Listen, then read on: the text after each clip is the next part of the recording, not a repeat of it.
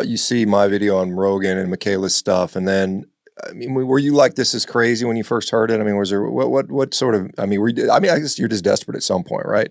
See, that's the thing. Yes, it was crazy in that thing. I had gone through the gauntlet of all other types. I even was 2 years prior, I went tried to go vegan. Funny enough, because I watched that documentary, and I Mhm. forget what it was called, but they said, "Oh, if vegans away, we got sports teams that are doing this." And at Mhm. that point, I was just overweight, 40 pounds overweight, Yeah. but I was physically in good shape.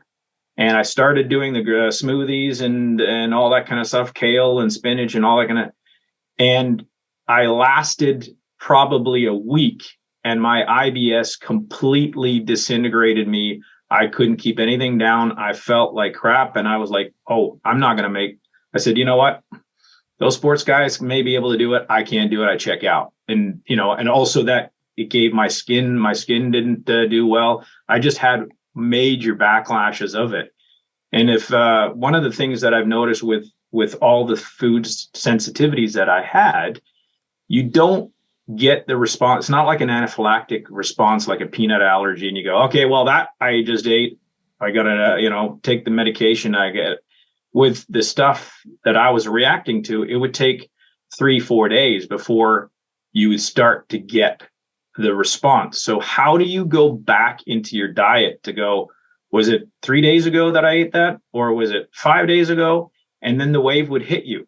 So I would cut out things that I was sensitive to over the years. And then I would cut them out. But that wave would still be coming and coming and coming and coming and coming. And then it would slowly pull back. But in that process, it's so difficult to eliminate. So when I saw that with your podcast, Michaela, then I did also, followed up with some Ken Berry and Anthony Chafee and Paul Saladino. I was like, okay, I'm just going down that rabbit hole to figure out and learn as much as I can. I go, all right, elimination makes sense as in there's nothing else you're doing. So you're going to a zero thing start where you know what you're eating. And then I figured, okay, well, at least that way I know within a month, people are saying you're going to find out a result of some kind.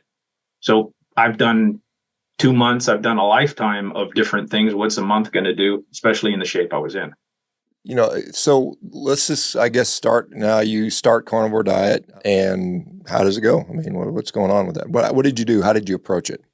Okay, so how I approached it is kind of probably not the best now that I look at all the things, but I was like, all right, the third, I filled my fridge up with ground beef steaks and that kind of stuff.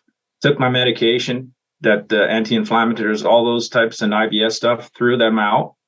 Sorry, I didn't throw them out. I put them into a cupboard, closed the door, and said, I'm going to do this. So I want to know exactly what's going on. So the first week was the week of hell, and switching over the diet to only meat.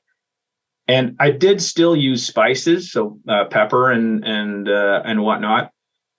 And the digestive system, of course, because I came off the medication too, was just a bad show. And I thought my IBS was bad already. This was like 10 times worse. But all the things that I read, it's going to take a couple of weeks to get in tune. And so on the 18th day, because I wrote this down, because I did journal myself through my process. On the 18th day, I woke up in the morning and everything was quiet. And I kid you not, I woke up and I didn't have to go. I just lay in bed and went, well, this is weird. And then about 8-9 o'clock in the morning, I was like, now everything that comes through to your mind of, I don't eat fiber, now I'm bunged up, this is going to be a nightmare, starts to creep in. Noon, still everything's calm. 6 o'clock in the evening, calm. My pain level at that point had gone from 10 to about a 7.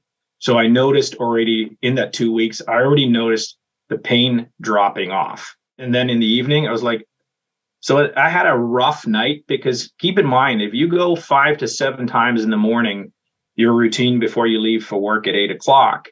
And then I myself just stopped eating during the day because I didn't want to have to run to washrooms and stuff. And then I would eat in the evening. Then I would go again. So now suddenly you have nothing. It was quiet. And I was like, okay. So next morning I had a normal bowel movement, and I was like, wow, is this what normal people have as a life, is getting up in the morning, having one, and then they're fine all day. And so the next day it was, I don't want to say that coming out of hell is a smooth road. I kind of coin it as coming out of hell is there's a lot of potholes, and you got to watch your way through it, because you're going to hit something and then your alignment's going to fall out. But I was working out of that. Pain levels started to drop off. And at the end of 30 days, it was easy to commit to another 30, because my pain levels came down. I started dropping weight, and I didn't do it for weight reasons, but I had already come down about 15 pounds of weight. And so everything was feeling good. And even the psoriasis levels started, it wasn't as red and angry kind of stuff. It was a lot less. So that was basically 30 days in it. And the next 30, at the end of the next 30, I played my first hockey game. I hadn't played in over 5 months. I played a lot of hockey through my life and that kind of stuff. So my guys said, hey, it's the last game of the season. You want to come out? And I said, dude, I'll come for the pregame skate, and I'll sit on the bench with you guys, because I don't think I'm up to it. I haven't skated or anything. At the pregame skate, I skated around. I was still feeling pain. So I was at about 5 after the second month level, but it wasn't the sharp pains that I had in my feet. They were more dull. Things had dulled down. It was like, you knew it was there.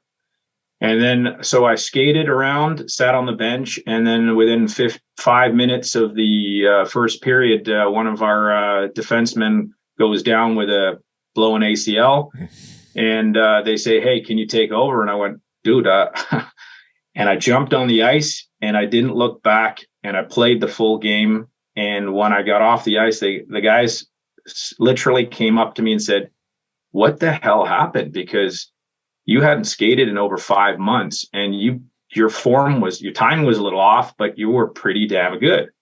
And I said, I don't know. Maybe it was the adrenaline. I'm not sure.